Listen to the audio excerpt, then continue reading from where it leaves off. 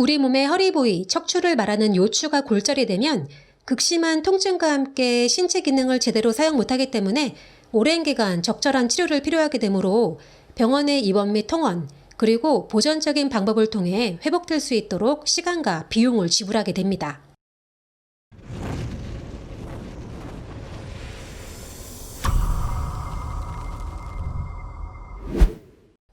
이러한 악박골절의 발생 원인은 높은 곳에서 떨어지는 추락사고나 미끄러져서 넘어지는 낙상 또는 무거운 물건을 들거나 미는 도중에 허리에 순간적으로 과중한 힘이 실리는 찰나에 골절이 발생하기도 합니다.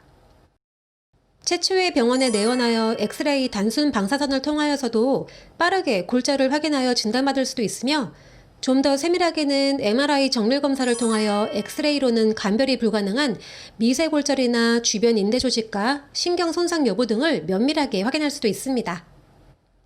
요추의 압박에 대하여 구체적으로 살펴보면 골절이 발생한 해당 척추체의 아래 위 방향으로 강력한 외력이 작용하면서 추체가 오목하게 눌려있는 것을 볼 수가 있으며 이것을 요추 압박골절이라고 명합니다. 만약 방출성과 같은 불안정한 골절 상태라면 신경 손상으로 인한 하반신 마비나 다양한 후유증을 예상할 수 있기 때문에 전문의의 판단에 따라서는 바로 수술을 하는 경우도 있습니다.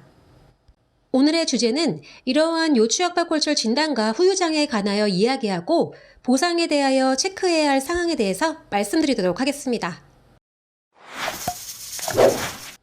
같은 일을 하는 동료들과 식당에서 점심 식사 후 시원한 아이스 아메리카노를 마시기 위해 근처에 있는 커피 매장에 들어간 B씨는 입구에 들어서자마자 누군가가 바닥에 엎질러 놓은 액체에 의하여 미끄러지면서 뒤로 넘어지고 말았습니다.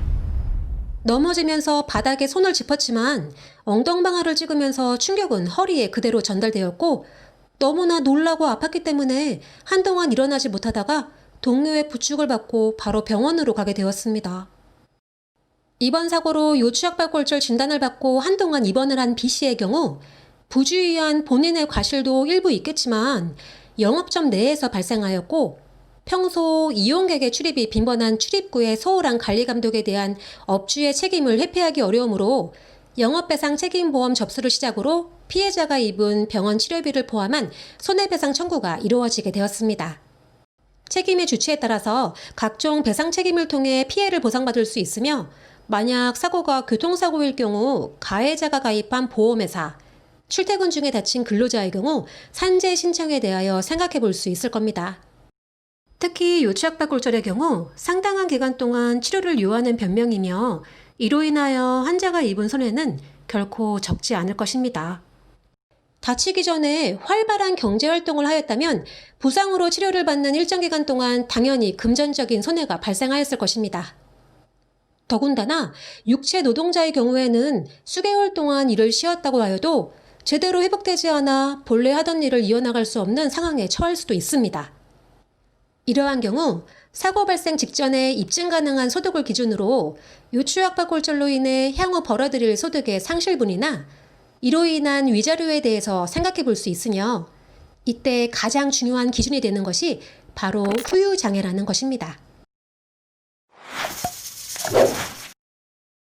재해나 상해사고를 원인으로 진단을 받고 평균적으로 6개월 정도 꾸준한 치료와 함께 경과를 보았으나 증상이 고착되어 더 이상의 치료의 효과를 기대하기 어렵고 결국 해당 부위에 신체 기능이 상실되거나 저하되는 것을 장애라고 할 수 있습니다. 요추압박골절의 경우 지속되는 통증과 함께 허리의 움직임 제한과 변형이 영구적 또는 한시적으로 잔존할 수 있으며 평소에는 별 문제 없이 들던 물건을 제대로 들지 못한다거나 그동안 수행할 수 있었던 업무를 사고 이전만큼 할 수 없는 상태가 될 수 있습니다. 이를 법률적으로 발생한 손해에 대해 입증을 하기 위해서는 필연적으로 수치와 객관화시켜야 하며 따라서 노동능력의 상실률로 변환하여 앞서 이야기한 피해자 B씨와 같은 배상 책임이나 교통사고 환자의 손해배상을 위해 후유장애 여부와 정도에 대하여 산정해야 합니다. 손해사정사는 이러한 피해자에게 정당한 보상이 지급될 수 있도록 손해를 산정하고 평가하기 위하여 필수적으로 후유증으로 인한 적정한 장애 정도를 주장하여야 하며 해당 보험사에 적극적으로 의견 개진하여야 합니다. 특히 압박골절이나 골절 사례에서 보듯이 후유증으로 인한 노동 능력의 상실에 대한 장애뿐 아니라 피해자 개인이 가입한 생명보험이나 손해보험의 후유장애 보험금 해당 여부와 지급액에 대한 손해사정이 필요하고, 이 또한 필수적으로 사고 관여도 등을 객관적으로 서류화하여 주장해야 합니다. 물론 이러한 사항들은 저희와 같은 독립손해사정사가 개입 전에 해당 보험사로부터 적절한 보상이 이루어진다면 아무런 문제가 없겠지만, 영리를 목적으로 하는 민영 대기업을 상대로 알아서 챙겨주는 올바른 보상을 기대하기란 어려운 일이며, 후유장애 같은 경우 예측하기 어려운 부분이 있기에 피해자 본인 스스로 처리를 받기란 여간 어려운 일이 아닙니다.